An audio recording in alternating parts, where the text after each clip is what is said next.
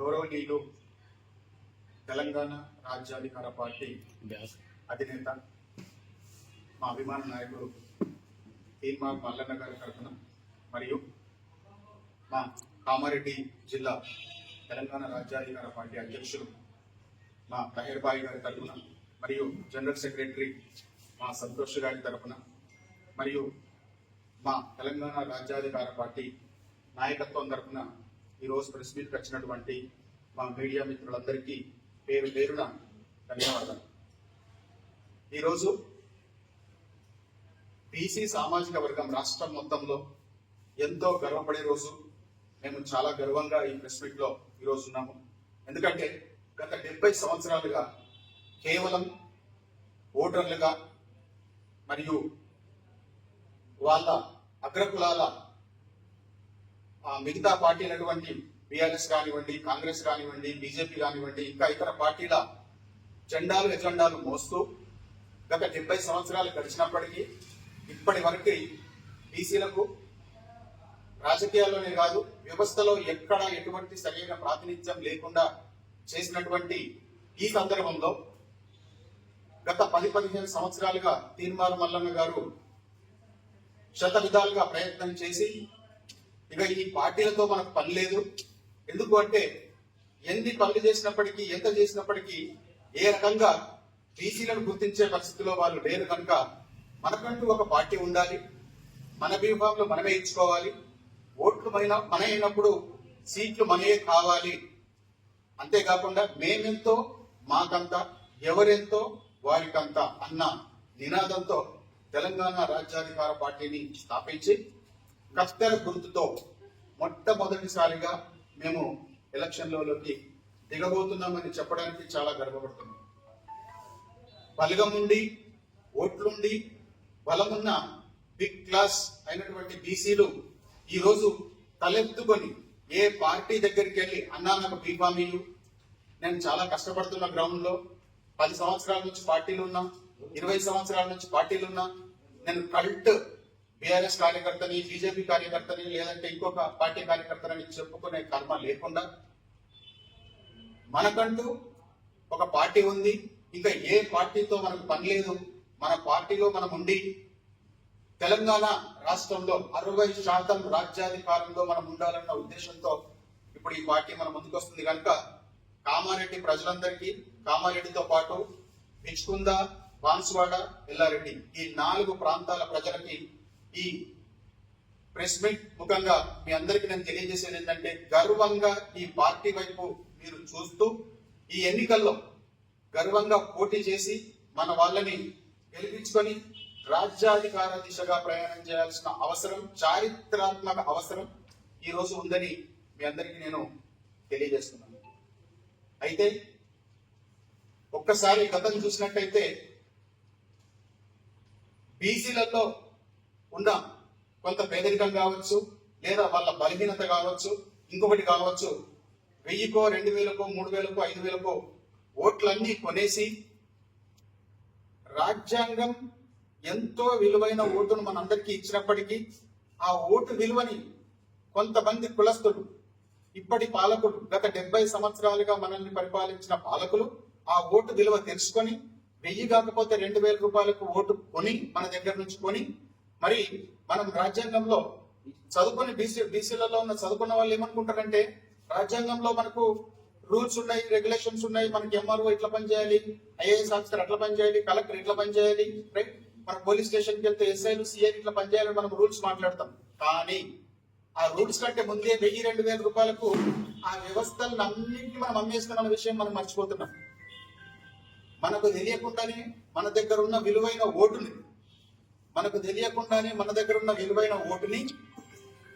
ఈ పాలకులు కొనేసి ఈ రాజకీయంగా వాళ్ళు బలంగా ఎదిగి ఈ రెవెన్యూ వ్యవస్థను కానీ, పోలీస్ వ్యవస్థను కానీ, ఈ ప్రభుత్వంలో ఉన్న అన్ని వ్యవస్థలని వాళ్ళ దగ్గర కంట్రోల్లోకి తీసుకొని ఇప్పుడు మనం పోలీస్ స్టేషన్ పోయినా, ఎంఆర్ఓ ఆఫీస్ పోయినా నువ్వు ఓటేసి గెలిపించిన నాయకుడు చెప్పేంత వరకు మళ్ళీ నీ పని కాదు. నువ్వు అనుకుంటావేమో నా ఓటు నాకు ఓటు ఉంది, నాకు విలువ ఉంది, ఇది నాకు రూల్స్ ఉన్నాయి, నా పట్టా పాస్బుక్ కావాలనో లేకపోతే నేను చెప్తే కేసు బుక్ కావాలనో అవన్నీ ఏమీ జరగవు. ఎందుకంటే 1000 రూపాయలకు ఆల్రెడీ ఓటు అమ్మేసినావు, వ్యవస్థను అమ్మేసినావు, కలెక్టర్ 1000 రూపాయలకే కలెక్టర్ అమ్మేసినావు, 1000 రూపాయలకే ఎంఆర్ఓ అమ్మేసినావు, 1000 రూపాయలకే సిఐ అమ్మేసినావు, ఎస్ఐ అమ్మేసినావు. 1000 రూపాయలకే వ్యవస్థను మొత్తం అమ్మేసి ఎప్పటికీ ఒక నెల రోజులలోనే, ఒక వారం రోజుల్లో చికెన్ కి, మటన్ కి, బిర్యానీలకు, దానికి దీనికి మన బలహీనతనికి మనం దొరికిపోయి అమ్మేసిన తర్వాత 5 సంవత్సరాలు మనం ఏం చేస్తామంటే, అరే మన పనులు అయితే లేవు, మళ్ళీ వాళ్ళు చెప్తేనే మన పనులు అవుతున్నాయని మనం ఆలోచిస్తుంటాం. ఎందుకంటే రాజ్యాంగం నీకు ఇచ్చిన విలువైన ఓట్లు నువ్వు ఎప్పుడూ అమ్మేసినావు. కనుక అటువంటి పరిస్థితిని దాటుకొని ఈరోజు తీన్మార్ మల్లన్న గారు 60% ఉన్న మన బీసీ ప్రజానికాన్ని అంతటినీ నిద్రలేపి చైతన్యం చేసి మన ఓటును మనం వేసుకుందాం, రాజ్యాధికారంలో మనోళ్ళని మనం నిలుపుకుందాం, ఆ విధంగా మనం ముందుకెళ్దామని చెప్పేసి ఈ రోజు మున్సిపల్ ఎన్నికల్లో ఒక బలమైన మేనిఫెస్టోతో, ఏ రాజకీయ పార్టీకి 100 సంవత్సరాలు ఉన్న పార్టీకి కూడా దమ్ము లేనంత బలమైన మేనిఫెస్టో. అందులో ఒకటే ఒక పాయింట్ మనం చూసినట్టయితే మేనిఫెస్టోలో, ఓటేసిన మీరు ఇప్పటి వరకు చరిత్రలో ఓటు వాపస్ తీసుకునే మాటని మనం ఎప్పుడైనా విన్నామా? ఎప్పుడు వినలేదు. ఇప్పుడు ఓటేసి ప్రతి 6 నెలలకు ఒకసారి తీన్మార్ మల్లన్న గారు ప్రతి వార్డులో మీటింగ్ కండక్ట్ చేయిస్తూ ఫీడ్బ్యాక్ తీసుకొని, ఒకవేళ మీరు గెలిపించిన నాయకుడు 6 నెలల తర్వాత పనికిరాడని మీరు అనుకుంటే తెలంగాణ రాజ్యాధికార పార్టీ రిజైన్ చేపించి దానికి శిక్షగా ఓటును మీరు వాపస్ తీసుకునే దమ్ము మీకు ఉంది అని ప్రూవ్ చేయడానికి కొత్త ఆలోచనతో ముందుకు వస్తున్నారు. ఒక్క మున్సిపల్ ఎలక్షన్లే కాదు, అది ఎమ్మెల్యే కావచ్చు, ఎంపీఎస్ కావచ్చు. ప్రశ్న అడిగారు మీరు, అధికార పార్టీ ఉంది, లేదంటే బలమైన సెంట్రల్ గవర్నమెంట్ లో బలమైన పార్టీ ఉంది, నేను బీజేపీ లీడర్ని, లేదంటే నేను కాంగ్రెస్ లీడర్ని అని మీరు అనుకుంటున్నారేమో. 70 సంవత్సరాలుగా అధికార పార్టీలు ఏం బట్టి తిరిగినాం. 70 సంవత్సరాలుగా అధికార పార్టీలో తిరిగి ఏం సాధించినావు క్వశ్చన్ చేసుకో. ఇప్పుడు మహా అయితే 3 ఏళ్లే, మహా అయితే 28 లోపల బీసీల ప్రభుత్వమే వస్తుంది. కనుక నువ్వు, నేను ఎందుకు అంటున్నాను, 20 సంవత్సరాలు ప్లాన్ చేసుకొని రాజకీయ జీవితం, టీఆర్పీ పార్టీ నీకు సిద్ధంగా ఉన్నది. కనుక తక్కువ ఆలోచించకు. ఈ 2-3 సంవత్సరాలలో అధికార పార్టీ ఉన్న దేని బడ్జెట్ దానికి ఉంటది, కామారెడ్డి బడ్జెట్ కామారెడ్డికి ఉంటది. కాంగ్రెస్ వాళ్ళు జేబులకు వెళ్ళే ఇయ్యరు, కామారెడ్డి ప్రజలు ట్యాక్స్ కట్టిస్తారు. కనుక నువ్వు రూపాయలు ఖర్చు పెట్టి కామారెడ్డి ప్రజల కోసం. ఆ ప్రభుత్వం ఏమి ఇచ్చేది లేదు, ఏ రేవంత్ రెడ్డి ప్రభుత్వం కానీ ఇంకో బీజేపీ ప్రభుత్వం ఎవ్వరు జేబులకి వెళ్ళారు. అది మన ప్రిన్సిపల్. అది కూడా 60% మంది మన బీసీల ప్రజలదే. రూపాయలు ఖర్చు పెట్టు. కనుక మీరు అడిగిన ప్రశ్నకు నేను సింపుల్ సమాధానం ఏం చెప్తున్నానంటే, అధికార పార్టీ అయినప్పటికీ 3 ఏళ్లే, తర్వాత బీసీ ప్రభుత్వమే, బీసీ అధికార ప్రభుత్వమే. కనుక నీకు ఇంకొక 2 ఏళ్ళు ఏదైతే మిగిలింది ఉంటుందో ఆ 2 ఏళ్లలో మన బీసీ ప్రభుత్వం నీకు కావాల్సినంత ఫండ్ ఇస్తుంది. ఈ కామారెడ్డి, ఎల్లారెడ్డి, పిచ్చుకొండ, బాన్స్వాడలో ఫండ్ సరిపోకపోతే నీకు ఎన్ని కోట్లు కావాలంటే అన్ని కోట్ల ఫండ్ కూడా సిద్ధంగా ఉంటుంది. ఈ 3 సంవత్సరాల గురించి ఆలోచించకు. 70 ఏళ్ళు ఆలోచించి మోసపోయినావు కనుక ఈ 3 ఏళ్ల గురించి ఆలోచించకుండా నేను చెప్పదలుచుకున్నాను. మహాభారతం తెలుసు. మహాభారతంలో ద్రౌపది వస్త్రాభరణ చేస్తా ఉంటుంది. ద్రౌపది వస్త్రాభరణ చేస్తున్నప్పుడు కౌరవుల్లో నుండి చిన్నోడు, అందరికంటే చిన్నోడు వికర్ణుడు లేచి ఒక మాట అంటాడు, అన్నా మనం రాజులం, మన స్త్రీని ఈ విధంగా చేయడం మనకు లెక్కలేని మచ్చైపోతుంది చరిత్రలో. ఈ మాట అద్దు, ఈ పని మనం చేయొద్దన్నా, అవకాశం ఉంటే దీన్ని ఆపేయండి, అన్నదమ్ములకు కూర్చొని ఇంకో రకంగా మాట్లాడదాం అంటే వెంటనే దుర్యోధనుడు, కూర్చోరానికి ఏం తెలుస్తుంది, ఈ వ్యవస్థ వేరు, ఈ కథ వేరు, రాజకీయాలు వేరు, నువ్వు కూర్చోనగానే అప్పుడు ఏమంటాడు వికర్ణుడు, నేను కూర్చోను.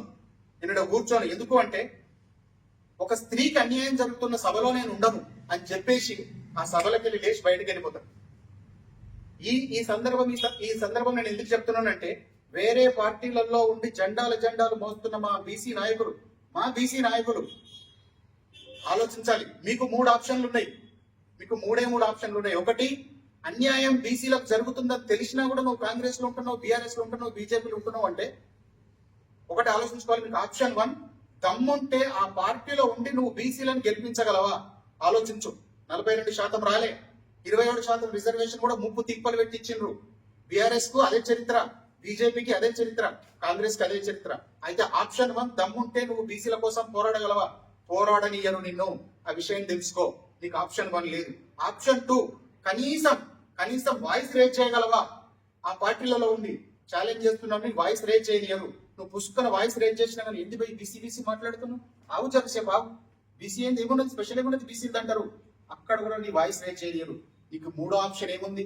అరే నేను వాయిస్ రేజ్ చేయనప్పుడు, నా బీసీల గురించి నేను మాట్లాడుకోనప్పుడు వీడియో ఉండేం చేయాలి? నేను నాకు పార్టీ లేదా, నాకు బీఫాము లేవా, నాకు సీట్లు లేవా, నా ప్రజలు లేరా అని తెలుసుకొని ఇప్పటికైనా మీరు 20 సంవత్సరాల రాజకీయ ప్లాన్ చేసుకొని టీఆర్పీలోకి రండి. 20 సంవత్సరాలు యువకులైతే 40 సంవత్సరాలు, మీ వయసు అయితే 20 సంవత్సరాలు చేసుకొని రండి. మీరు వార్డు మెంబరే కాదు, వార్డు మెంబరు తర్వాత ఎమ్మెల్యే, ఎమ్మెల్సీ, మినిస్టరు, మీరు 7 దాకా ప్రయాణం చేయదలుచుకున్నారు. మీ దమ్ము ఎంతుందో, మీ దమ్ముకు సరిపడా పార్టీ మనకు ఉంది. ఆ పార్టీలోకి రండి. ఇప్పుడు రాబోయే ఎలక్షన్లలో కామారెడ్డిలో, ఇచ్చుకుందాలో, ఎల్లారెడ్డిలో, బాన్సువాడలో మన పార్టీ నాయకులందరినీ రుబాబుగా గెలిపియండి. పరిపాలన మన చేతిలో ఉంచుకుందాం, బడ్జెట్ మన చేతిలో ఉంచుకుందాం. మనకున్న సమస్యలకి మనకున్న బడ్జెట్ ని ఖర్చు పెట్టుకొని రుబాబుగా మన ప్రజల్ని మనం అభివృద్ధి చేసుకుందామని ఈ సందర్భంగా మీ అందరికీ తెలియజేస్తూ, ఈ ఎలక్షన్లలో తెలంగాణ రాజ్యాధికార పార్టీని అన్ని రకాలుగా ఆలోచించి అందరూ గెలిపిస్తారని మనస్ఫూర్తిగా కోరుకుంటూ, ఇక్కడికి వచ్చిన మీడియా లేకపోతే వాడనో వీడనో మనం ఓట్లేసి ఉండొచ్చు, కానీ ఇప్పుడు అట్లా కాదు. ఇప్పుడు మా వర్గానికి మనం ఓటేసుకున్న తర్వాత అభివృద్ధి కార్యక్రమాలు ఎవరు చేసేవారు? ఇంతకుముందు వాళ్ళకు నచ్చిన అభివృద్ధి, వాళ్ళకు నచ్చిన రోడ్డు, నచ్చిన ప్లేస్లలో వాళ్ళకు నచ్చితే చెయ్యాలి, లేకపోతే లేదు. ఆ విధంగా ఉండేది. కానీ ఇప్పుడు అట్లా కాదు. 60% మంది ప్రజలు ప్రతి వార్డులో మనోళ్ళే ఉంటారు కనుక బడ్జెట్ ఎంత ఉంది, మనం ఏం పనులు చేసుకుందాం అని ఓటేసిన తర్వాత కూడా 5 ఏళ్ళు మనం మర్చిపోవాల్సింది ఏం లేదు. ఆయన చేసిందే మనం చూడాలనేం లేదు. 5 సంవత్సరాలు మళ్ళీ నెల కూర్చొని ఆ బడ్జెట్ ఎంత ఉంది, మన కాలనీలో ఉన్న సమస్యలలో టాప్ సమస్య ఏది ఉంది, ఈ 6 నెలల్లో మనం ఏ సమస్యను ఎట్లా రిజాల్వ్ చేసుకుందాం, ఎంత బడ్జెట్ ఖర్చు పెట్టుకుందాం అన్న విషయాన్ని కూడా మళ్ళీ తిరిగి ప్రజలే నిర్ణయించుకునే విధంగా ఈ రోజు మనకు ఒక కొత్త పరిపాలన రాబోతుంది. అది బీసీల పెద్దన్న పాత్రలో అన్న విషయం కూడా ఈ సందర్భంగా బీసీలందరూ, కామారెడ్డి, ఎల్లారెడ్డి, పిచ్చుకుంద మరియు బాన్సువాడ ప్రాంతంలో ఉన్న బీసీ మిత్రులందరూ మరియు అన్ని వర్గాల ప్రజలు ఈ కొత్త పరిపాలన వైపు మీరు దృష్టి సారించి మన బీసీ వర్గాల నాయకుల్ని గెలిపించాలని ఈ సందర్భంగా మీ అందరికీ మనం చేసుకుంటున్నాను. మేనిఫెస్టోలో భాగంగా ఇంకా చాలా విషయాలు మీకు త్వరలో రేపటి నుంచి మా తెలంగాణ రాజ్యాధికార పార్టీ కార్యకర్తలు తెలియజేస్తారు. మేనిఫెస్టోలో 10 ముఖ్యమైన పాయింట్లు ఉన్నాయి. ఆ పాయింట్లన్నీ మనం వివరంగా మన తెలంగాణ రాజ్యాధికార పార్టీ తరఫున తెలుసుకుందాం. అంతేకాకుండా ఈ పార్టీకి ఓటేసే ముందు ప్రతి ఓటరు, బీసీ ఓటరు, ముఖ్యంగా మన తెలంగాణ రాజ్యాధికార పార్టీ అధినేత అయినటువంటి మన మల్లన్న గారిని ముఖ్యంగా చూడాల్సిన అవసరం ఉంది. అయితే ఇక్కడ చాలా మందికి ప్రశ్నలు ఉండొచ్చు. అన్న మన బీసీలు బాగానే ఉన్నారు కానీ మన బీసీ నాయకుడు బలంగా లేడు, మన బీసీ నాయకుడు అక్కడ బలంగా లేడు, మరి తన పని చేస్తాడో చేయడో సరిగా, ఖాళీ 10వ తరగతి చదువుకున్నాడు, లేదంటే ఇంటర్ మాత్రమే చదువుకున్నాడు, లేదంటే మన ఎస్సీ నాయకులు ఉన్నారు కానీ సరిగా లేరు. ఇటువంటి పరిస్థితులు ఉంటే మీరు ఎవడే గుర్తుపెట్టుకోవాలి, మన బీసీ నాయకుడు ఎటువంటి వాడైనా మన బీసీ నాయకుడికి మనం ఫస్ట్ ఓటేసుకోవాలి. ఎందుకంటే పరిపాలన ఫస్ట్ మన చేతిలోకి తీసుకోవాలి. పరిపాలన ఫస్ట్ మన చేతిలోకి తీసుకొని మల్లన్న గారు రాష్ట్ర వ్యాప్తంగా ఒక ప్రాపర్ ఫార్మాట్ లో పరిపాలన, ఈ మున్సిపల్ పరిపాలన సాగించడానికి ఒక ప్రత్యేకమైన ప్రణాళిక చేసుకొని సిద్ధంగా ఉన్నాడు.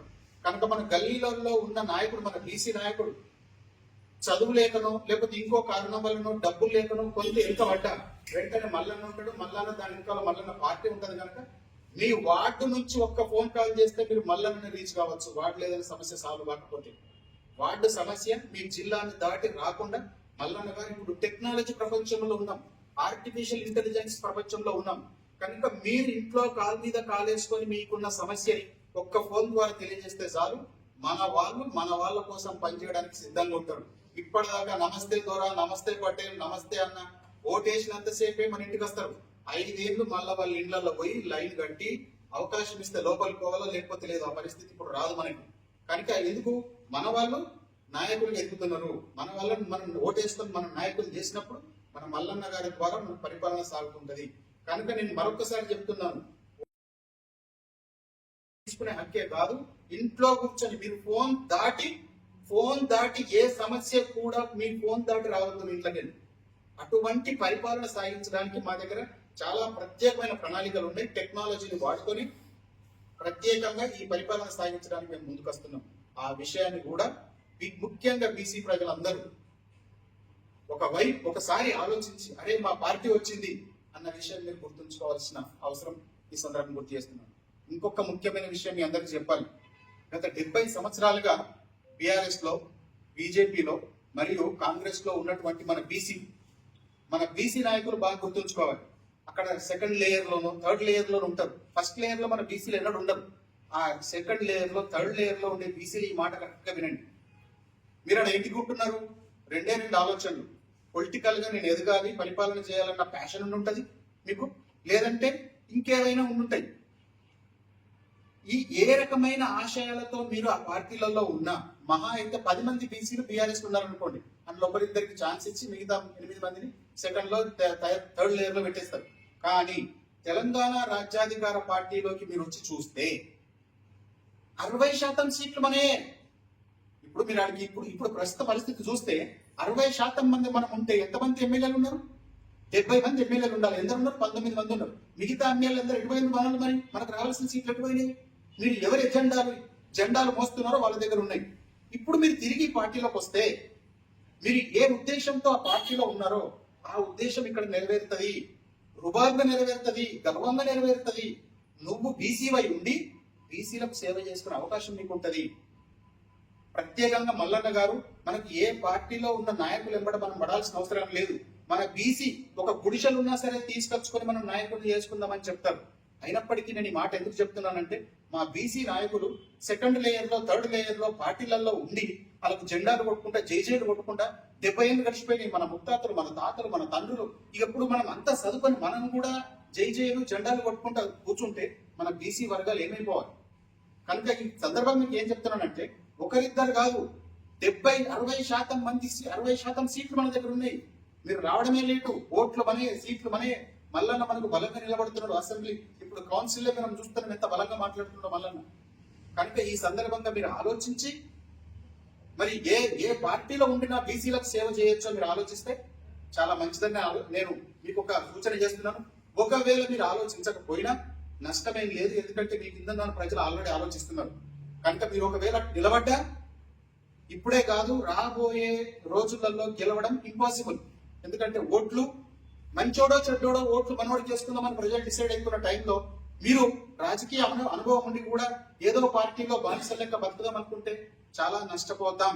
ప్లస్ మీరు కూడా ఒంటరిగా మిగిలిపోతారు అన్న విషయం ఈ సందర్భంగా దయచేసి మీరు అందరూ గుర్తుపెట్టుకోండి. కనుక మీరు ఈ పార్టీ వైపు చూడాల్సిన అవసరం ఉంది. ప్రజలతో పాటు మన బీసీ నాయకులు, సీనియర్ బీసీ నాయకులు కూడా ఇటువైపు చూడాల్సిన అవసరం ఉంది.